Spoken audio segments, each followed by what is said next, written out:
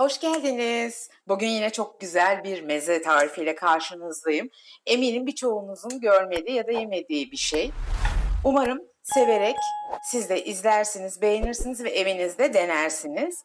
Bunun için ince ince olan fasulyelerimi ayıklıyorum. Hiç kılçık yok benim fasulyelerimde. Kılçık olanlar yanlarına alabilirler. Bütün fasulyelerimi ayıklayacağım şimdi. Şimdi fırınımı 200 dereceye ayarladım, açtım, ısınıyor. Ayıkladığım fasulyelerimi bir borcamıma, fırına dayanıklı tepsime koyuyorum arkadaşlar. Ayıklamadan önce fasulyeleri mutlaka yıkıyorum. Şimdi böyle bir 10-15 adet de çeri domatesimi koyuyorum yanına. 2 tane de böyle güzel, hafif acılı, lezzetli biberim var. Onları da ilave ediyorum. Çok kolay, çok lezzetli bir meze bu arkadaşlar. Tuzumu serpiyorum.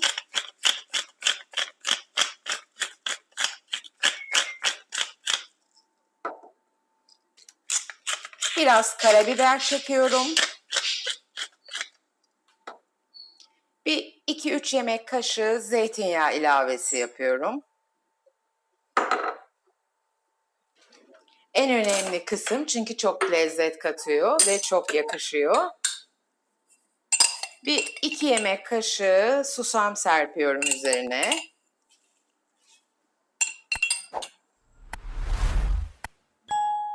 Evet, bütün işlemimiz bu kadar arkadaşlar. Susamladık, tuzladık, baharatladık ve yağladık.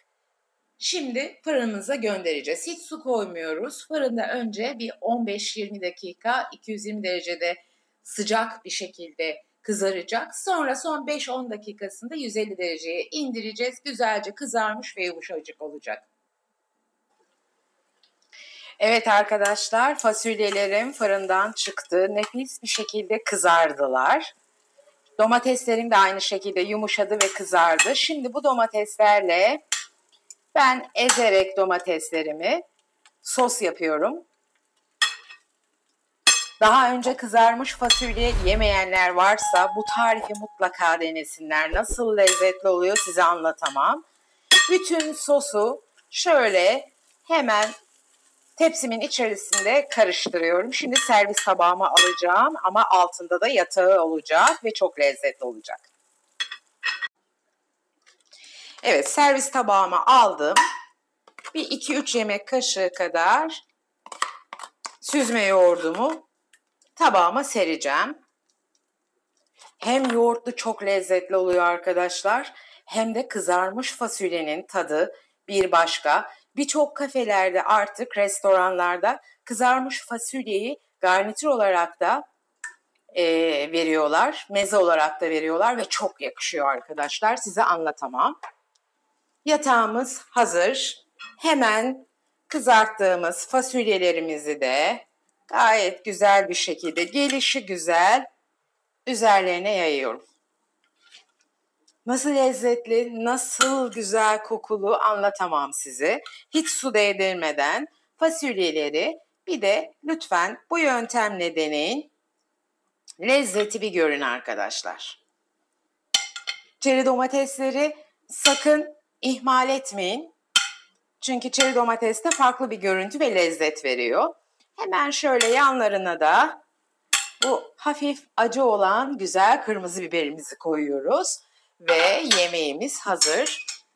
Misafirleriniz, yiyen herkes, ailenizdeki herkes inanın bayılacak. Hem görüntüsüne hem lezzetine. Size kefilim arkadaşlar, bu yemeğe kefilim.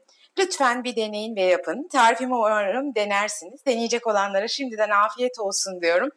Ve yorumlarda hepinizin yorumunu çok merak ediyorum. Denediniz mi ve ne düşünüyorsunuz? Paylaşırsanız çok sevinirim.